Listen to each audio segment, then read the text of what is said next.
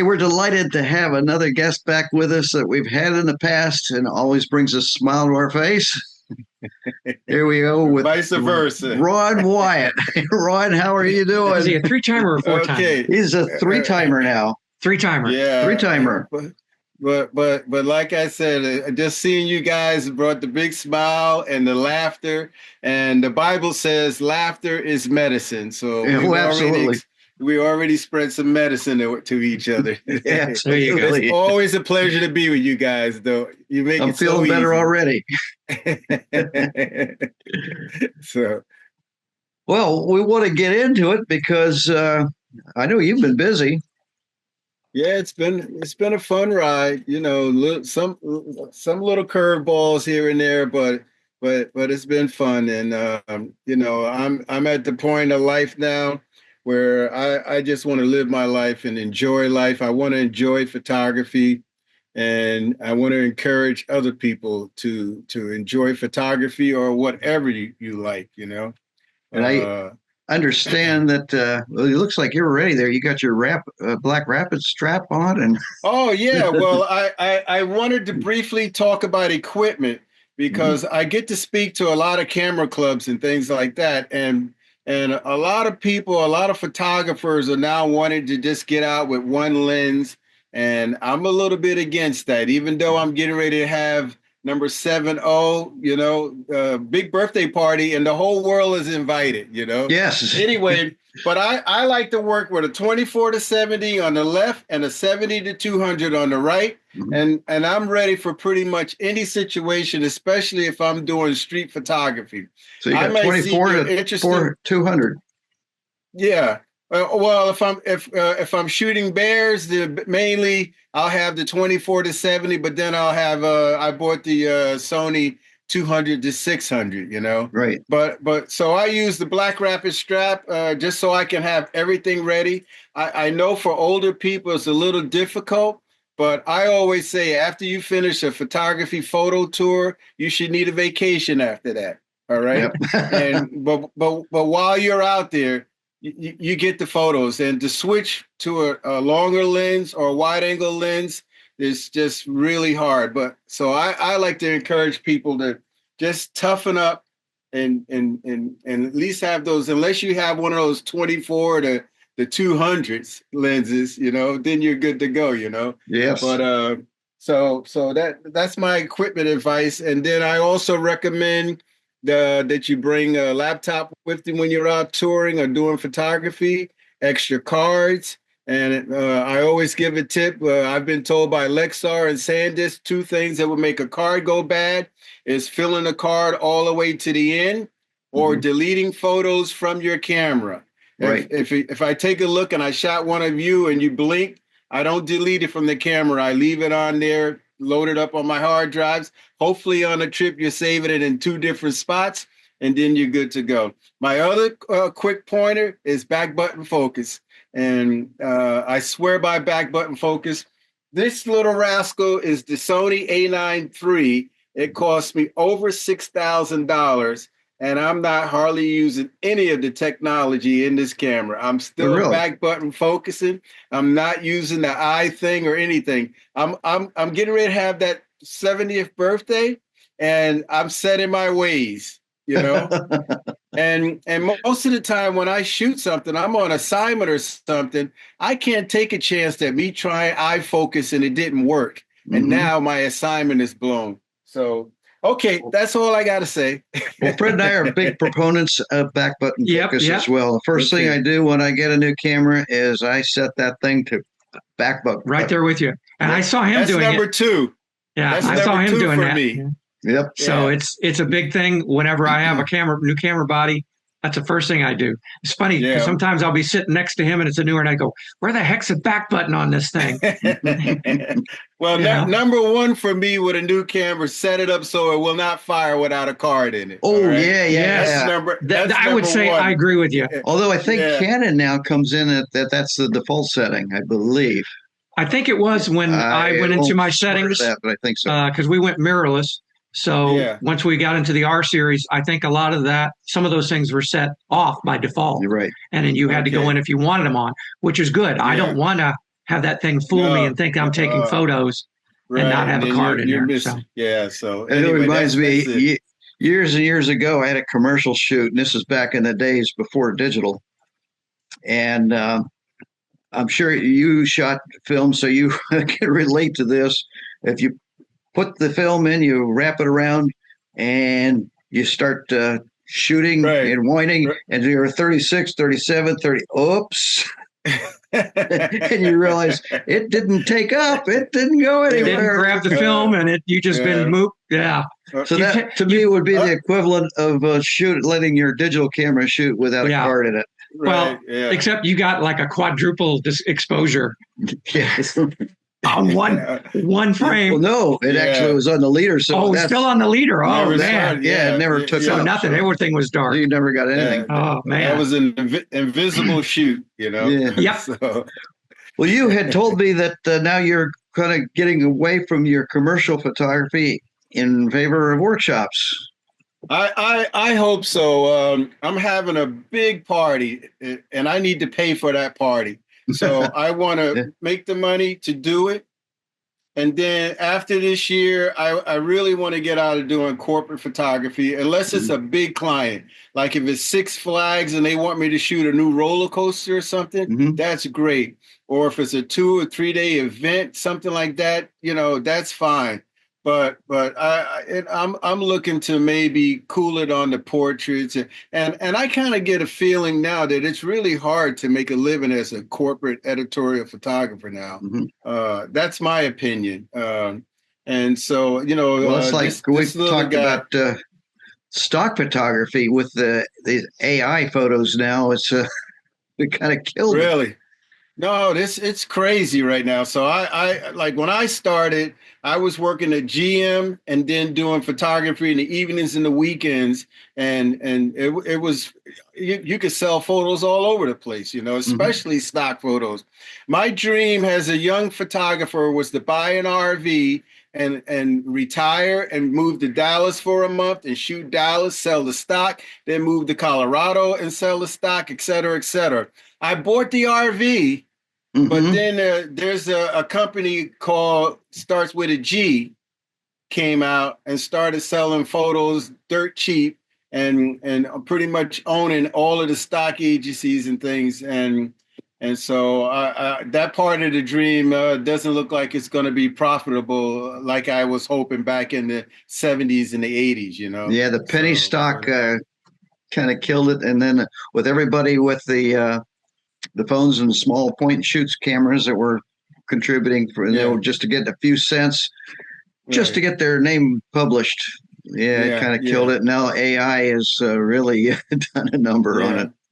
No, that's true. So well, let's talk about your potential workshops. I know you sent me some pictures here. Yes. And I'm going to start in alphabetical order over what you sent me. So we're in Alaska first. Okay. And I know you've got, first off, let's talk this. We got, we're going to put your website up here. Okay. So people can go out and look for your workshops. That's Photo Adventures with Ron? Yes. Yes. Okay. And I see you got your bucket there. Yeah. So part of the way I'm just believing that most photographers have a bucket list of photos they would like to take. And so I just recently completed this bucket list photo of bears catching salmon in Alaska. And that's a Katmai, right? Yes, it was an unbelievable trip. And I mean, from the time I first of all, I got there, and the first night I got in around 1 o'clock in the morning, and then they wanted to charge me $300 to spend a hotel room. And I says, I ain't spending $300 at 2 in the morning, Oh, and so I started riding on the highway, and then they had these little places where you could stop to see the beauty of the water and the mountains. So I slept in a car that night. I woke up the next morning and just started driving because I had to take a flight from Anchorage to I think it's Iligami or something like that, where I was going to be doing the bear cruise safari. Mhm. And man, I did 30. I burnt a tank of gas just riding along the coast, photographing the mountains and the trees. The fall foliage was beginning.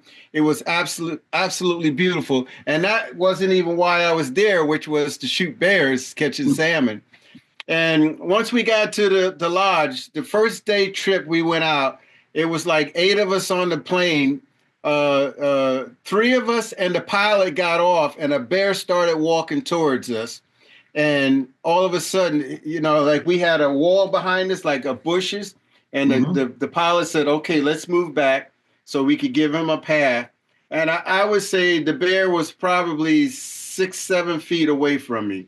And it was a Kodak moment. So I had one camera doing stills and another camera shooting video, and that's how we started the trip.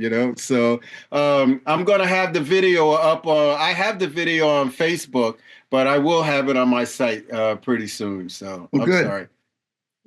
That's good. So, anybody that has bears on your bucket list, There you you want to go. check with Uh, Ron. And these yeah, are we're workshops this year or next year? Well, let's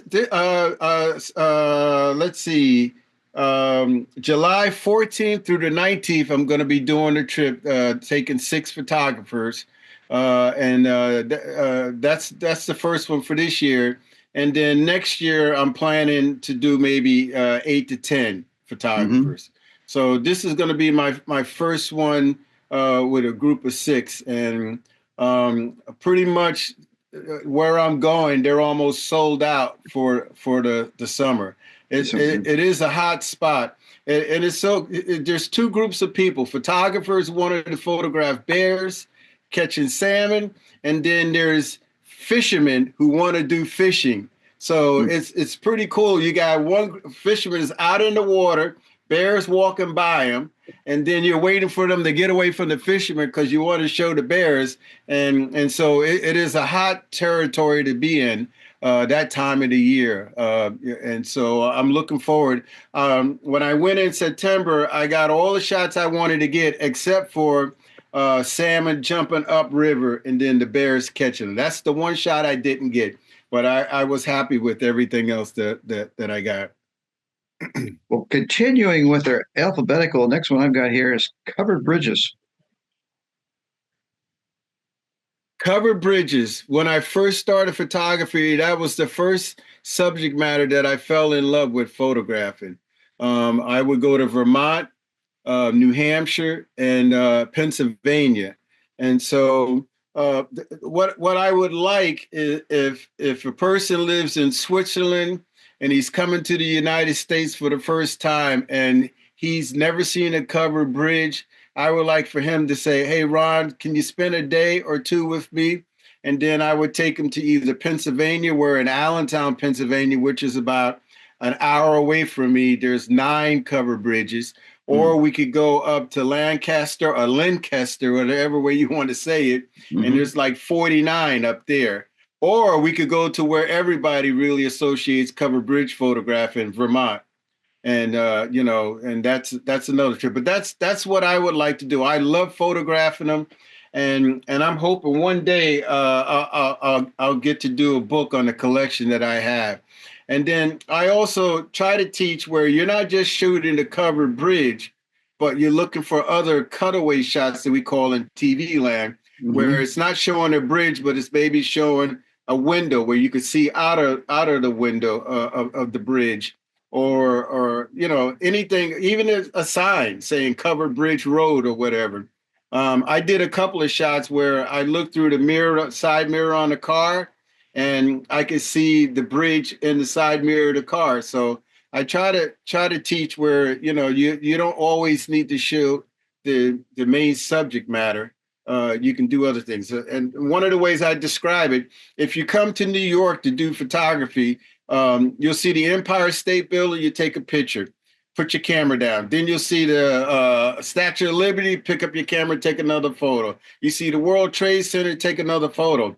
But when you're in New York, a yellow cab says New York, or Mm-hmm. NYPD police car, or a pretzel, or the Sabrett hot dog umbrella. Okay. No matter where I am, if I see the Sabrett hot dog umbrella, I stop out of respect and grab a hot dog, you know. So, Amen. And I don't know if I ever told you that many years ago when I was working as a commercial cinematographer, uh-huh. that I did a whole series for John Deere on covered bridges. Oh, no kidding. Yeah, John So Deere why used did to do a John lot of. Deere want to do that? What was their reason for wanting that? John Deere at one time was the largest producer of non-commercial films, which of course they promote their company, but they would do things on covered bridges, No on kidding. early tractors, etc. I used to travel all across the country doing these Wow. films Oh, for I would love an Deere. opportunity like that. Holy Yeah. smokes, that sounds Unfortunately, great. I don't think that's true any longer, but Yeah. that was back in the late 70s, early 80s. Okay. No, well, I'm just fascinated. There's nothing like listening to smooth jazz, like a Pat Metheny group or something, and your sunroof's open, and all of a sudden you see covered bridge coming up. Then you turn your radio down, and then you start hearing the water going down, and all. There's nothing like it, you know. Yeah, So, absolutely. yeah, really And they cool. just don't build them anymore. Yeah, no, and you know, some places that really honor and respect them and make them a historical sites, but Yep. there are, you know, a lot just not in use anymore. But Yep. I enjoy, like I said, photographing them though. Well, the next on the list is Cuba. Oh, Cuba. goodness Cuba. gracious. Yeah, Cuba. I it is to me, it's one of the best places I've ever been to do photography. I've gone the first time I went, I was told that there was no McDonald's or Burger King or Wendy's, and I'm like, oh my God, what am I gonna eat? Okay. I've had food poisoning 3 times, so I'm like really careful. So I packed my own food to bring with me to Cuba. So before we did the trip, I took the photographers that were traveling with me and we went out to dinner and we just talked about how everything was going to go. And Mm-hmm. so one lady in the group says, "Don't worry, Ron, I'll make sure you have good food." And she ordered for me every night and only one bad meal was an overcooked chicken breast. Oh, Okay, you gee. know, if you overcook a chicken breast, it dries out and then it's not good. But the rest of the food was great. And our bus driver, every day, I would give him, because I didn't need it for my food, I would give him a bag of Twinkies or some of my Mounds candy or whatever. And he just loved me for that because almost every day, here you go. Here's some Twinkies. Here's a Mound. Here's some Cheerios. You know, just because. But the photography is fantastic. The cars, the architecture, Mm-hmm. and the people are some of the friendliest people I've ever met. If me and you walked up and we're on the streets of Havana, we're gonna shake hands, hug, and then start our conversation. Yep. And the way, to me, the way the United States portrays Cuba, it's totally opposite of the way most people in the United States learns about Cuba. The people are Yes. happy, and it's just one of the most peaceful, enjoyable places I've ever been. And I highly recommend it. And you know, I tell everybody to put it number one on their bucket list of Yes. places to go, especially before the cars modernized and the buildings and all that stuff. You know.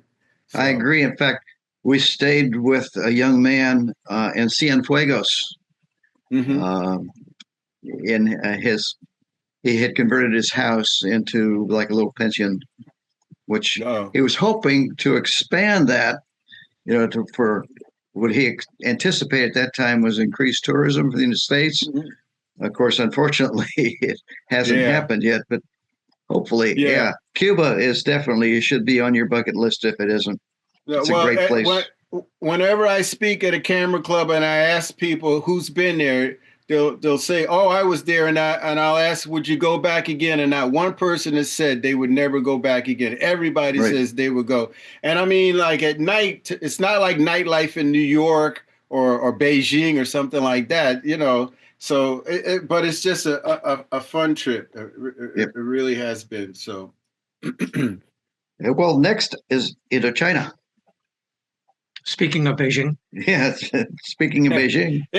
Yeah, well, one of the two things I love about Indochina, and I've noticed on YouTube, there's a lot of people talking about Vietnam, Cambodia, Hanoi, all of those places as places to travel to. And the two things that I enjoyed and I'm looking forward to finishing is I started photographing the monks. My first time there, the leader of the group says, if anybody wants to see the monks collect alms in the morning, we'll have to get up at 4 a.m. and we'll go out and photograph or see the monks collect their alms. And I said, well, okay, do I have to get up? And they said, of course, Ronaldo. Usually when I'm on a trip, they call me Ronaldo as opposed to Ron, you know. And they said, of course, you're the guest pro, so you have to go out. And I'm telling you, 4 a.m., it was one of the best shoots ever. It was so much fun watching these. It's like a religious type of thing where people, or I guess they're doing it unto God. I don't know the whole history of, what it really means. But the monks are all dressed in their outfits and they march down a parade route. And people are throwing a handful of rice or money or some kind of food in the bucket. And then people who don't have food, the monks sometimes take out of their bucket and put it in one of the regular people who don't have food. It's really fun to photograph, and it's a great photo op. Tons of different options of photos. And the second thing I like to do on these tours is to shoot the scooters. Okay. It's amazing what they do with the scooter, and it is so enjoyable photographing people on their scooters. I have one shot where this guy had probably a 6-foot mirror as the passenger carrying it. It is just amazing. If you go to Photo Adventures with Ron, you'll see a real good collection of my scooters. But it's one of my favorite subjects that I've photographed as a photographer. So yeah, one of the pictures that I see that you got is the guy on a scooter with a pig strapped to the back. And yes, I photographed something very similar to that when we were in, I believe, Madagascar. That wow. Okay. Yeah, well, I have one shot where the pig was alive, and then there's one where he wasn't alive. So they're on their way to market to sell them, So, oh yeah.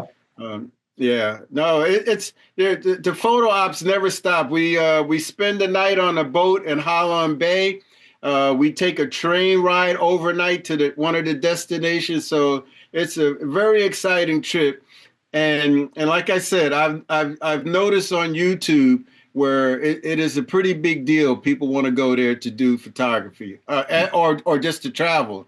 But I do find that if you mention it to men who were in the Army, Navy, or whatever, they're not too fond about going back to Vietnam, Right.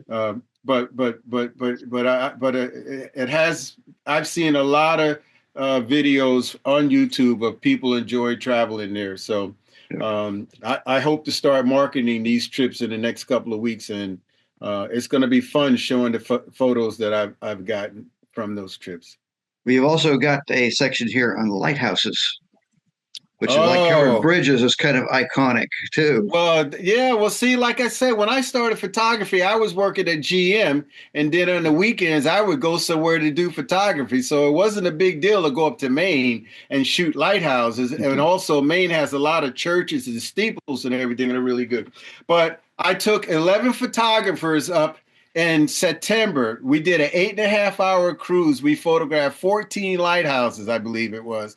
And we came back and we produced this book. I am so proud. Everybody's been telling me, do a book on the Olympics, do a book on the NFL, do a book on, and I never got around to it. But this one, it was like every lighthouse, God made the lighting perfect. All right. So here's my page. So each photographer got a full page and a second page where you could put as many images on the second page as you like. And here, this person put 5 on their second page, and we are really good friends right now. Three of the photographers out of the 11 had a birthday in December. And so what we did was we finally got the first printing of the book in December. So I took 2 copies of the people who helped me produce the book, and then we celebrated their birthdays. But Well, right now we're trying to find somebody to publish so we could publish a book of lighthouses on the East Coast. We're talking about going to Puerto Rico. So it's just a really nice group of photographers who we all want to hang out with each other. It was fun with the laughs, the music in the car, and everything like that. So you get lighthouses and you get published too. oh yeah. No, I am so proud of this. This is my first book. I'm sharing it with 10 other photographers, Wow, and it great. is really, really good. So, we're not trying to sell it or anything like that. We just wanted to document it, Right. and So people have it. It's a nice souvenir of the trip. Plus, well, it shows. I'm hoping to every trip I do now is to encourage the photographers to let's put a book together when we come back. Right. And then I also want those photographers to plan on maybe doing their own book or calendar, and that way you start looking for those little cutaway shots that we talked about in the beginning of our conversation there. Yeah, and I've done that with my own photos with several of my trips too. Mm-hmm. China and Mongolia. Wow. So No. yeah, it's fun. It is. I really highly recommend. It's not that expensive either to do that. No, well, like that's one thing we're trying to find a better publisher. This book was $45, and so I'm hoping to find somebody that's cheaper, and then maybe we can make a batch run of them, and Right. maybe if I'm at a camera club or something. But so September 13th, I believe, we're going back to Bar Harbor, Maine, and we're going to take an 18 lighthouse cruise, but 10 of them are going to be on the Canadian side. Oh, okay. So we're looking forward to it. I have when I spoke to them a couple of weeks ago, there was 104 spots left, and I'm going to start announcing that in the next week or so for the September trip. We had a wonderful time. We flew into Boston, and then we drove up the coast. We went to New Hampshire, shot a couple of covered bridges. Then we went into Maine to do the lighthouse cruise the next day. So good. Oh, let's see. The next one we got here is Tanzania, Africa. Okay. Well, I assume the migration. Yes, I'm going to be going back there in August 12th to the 25th, and I'm collaborating with an old partner of mine, Mike Goldberg from M&M Photo Tours. Yeah, we know Mike. And so I went with him last year, and it was fantastic. I went up there with a Sony 100 to 400, and I started photographing birds, but I had a 2x converter on there, which was kind of a mistake. The 2x converter. Sorry, Shomi. Okay. And so I came back and traded my 100 to 400, and I bought the 200 to 600. And I've been trying to get a bird photo for about a year and a half. And yet everywhere I've gone, I had duds. I went to Delaware a few weeks ago to shoot. And as soon as I left, some of the people I met sent me pictures of the eagles that they got to shoot while I was out of there, and I'm like, so, but I'm looking to really get into doing bird photography and whatnot. But Tanzania, unbelievable for the migration season. It's like usually there's 3 or 4 trucks go out and each have radios. And as soon as one truck is in one location finds something, your driver will say, okay, everybody, hold on, grab your equipment. And it's like you're just jetting to that location and your truck's bouncing around. But the photography's good, the food is good, the accommodations. And I will have all of the information up on my site, hopefully by the time this is on the air, just in case anybody's interested in Tanzania. This will be my 4th time. Another piece of advice too, Tanzania is very, very dusty. What we did is we took our cameras and we had plastic bag or something to keep them in to keep the dust off of them. Right. Right. And that's definitely a place where you don't want to switch lenses while you're Right. out. That's another reason why you want to carry two Two bodies, bodies. because every time you open that sucker up and try to stick another lens on it, you're taking a big chance there. And that's another reason why you want to look at your stuff every night. You don't Yes. want to shoot on a 10-day trip and never look at your stuff. And then when you get home, you find out you got a big dust mark on every frame you shot because you didn't take a look to clean. So, Yep. Well, the final one is a place where I just returned from back in October. It's Tuscany. Oh, okay. You know what? I sound like a broken record. Oh, it's a wonderful place to go. You're gonna love it. But it's the truth, though. It's a wonderful world out there. Yes. I always say at my camera club meetings, if I was president, I would make it mandatory that every American would have to go to another foreign country just to see Yes, how absolutely. wonderful, how much we have in common, et cetera, et cetera, et cetera. All right. But with Tuscany, when usually when I'm on a photo tour, I never pay attention to the tour guide, because if we're on a bus, I usually try to get a back seat and I open up the window and I'm constantly photographing whatever I come across. Okay. Mhm. And so on this one particular day when we got to see the Leaning Tower of Pisa, this guy, the tour, I was following the group because we were walking, and it was like an alleyway, or like, there was nothing to shoot. So I had to listen to the tour guide on this particular, and he was just going on and on and on. And I'm like, let's see the thing already. And so we're walking, and all of a sudden I turn a corner and there it was. And I almost burst into tears. It was like, oh my God, I'm seeing this thing. And it's really, really leaning. And there's Yep. no strings attached. It was like unbelievable. But so we're doing that trip, and that's in May. And I've done the Tuscany. I've seen the Colosseum. I have a picture of the Pope, which this Pope I like. Okay, Mhm. and there's a bird flying. I call it a dove. All right, just that's my name of the bird. It could have been a pigeon or something like that. And it was a wonderful photograph that I took. But I added on the trip I've gone before, we didn't go to Venice. So I've added Venice because on my bucket list is, and I don't know if you have the photo, but I want the gondola guy going down the river with Yep. that shot. And that's one of the few shots that I really want, that I haven't captured. So I'm looking forward to getting that shot. I don't know if you have the shots that I did send you, but Yes. I was in Las Vegas at WPPI, and I went to the Venetian Hotel. I think that's how you say it. And Yeah, they I had think the so. gondola. So when I start doing my advertising, I'm going to show that photo, but I'm going to say, I'm going to have to tell you the truth. This isn't from Venice. This is from the Las Vegas Venetian Hotel, but I'm looking forward to actually seeing that for the first time. Because One from the real for Venice. years, I really always wanted to shoot that. And this year we're going to get the opportunity to do it. So Good. And when you're there, I recommend taking a ride in a gondola too. That's just, I probably will. Yes. It's like when Six Flags say, we got a new roller coaster.